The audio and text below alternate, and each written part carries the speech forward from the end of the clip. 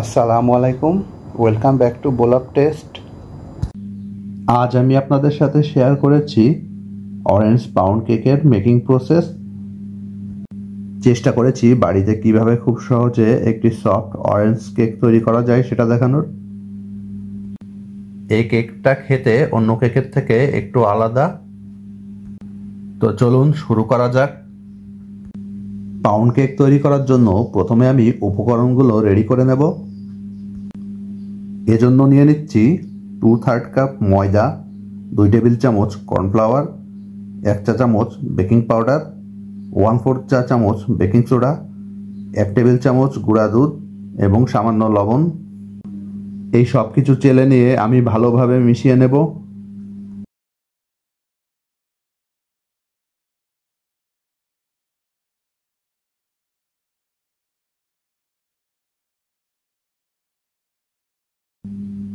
এখন দুটি স্বাভাবিক তাপমাত্রার ডিম এবং 1/3 কাপ চিনি ভালোভাবে বিট করে নেব।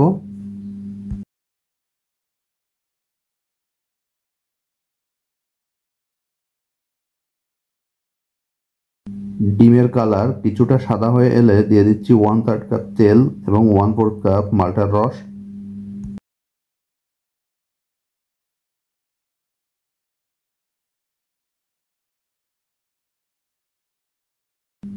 আরও দিয়ে দিচ্ছি 1/2 টেবিল চামচ মাল্টার গ্রেট করা হলুদ খোসা। এই খোসা গ্রেট করার সময় খেয়াল রাখতে হবে কোনোভাবেই যেন সাদা আবরণটা না আসে, তাহলে কিন্তু কেকটা তেতো হয়ে যাবে।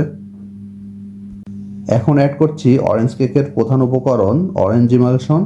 এখানে আমি 1/2 চা চামচ অরেঞ্জ ইমালশন ব্যবহার করেছি। এর সাথে অ্যাড করছি সামান্য অরেঞ্জ ফুড কালার। এবার এই ডিমটা আরও কিছু সময় বিট করে নিয়ে শুকনো উপকরণগুলো মিশিয়ে নিচ্ছি।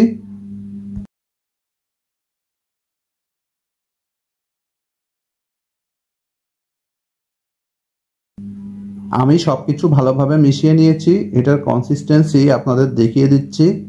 এটা কিছুটা এরকম হবে। এখন এই ব্যাটার আমি একটি 6 ইঞ্চি মোল্ডে ঢেলে নিয়েছি।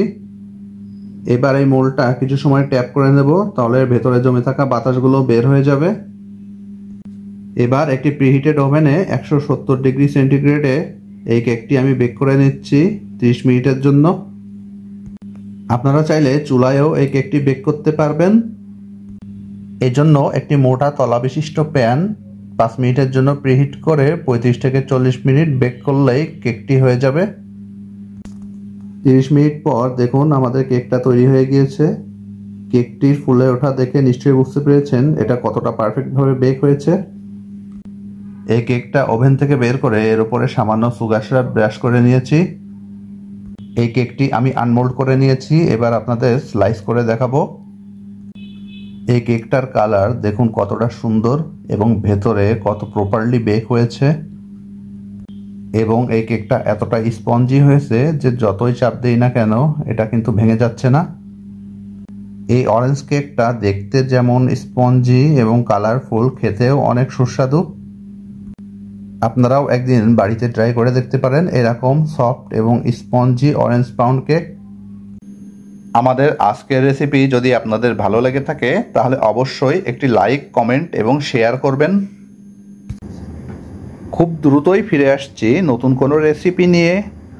আশা করি সে সময় পর্যন্ত ভালো থাকবেন, সুস্থ থাকবেন। বোলাপ টেস্টের পক্ষ থেকে আপনাদের সকলকে অসংখ্য ধন্যবাদ।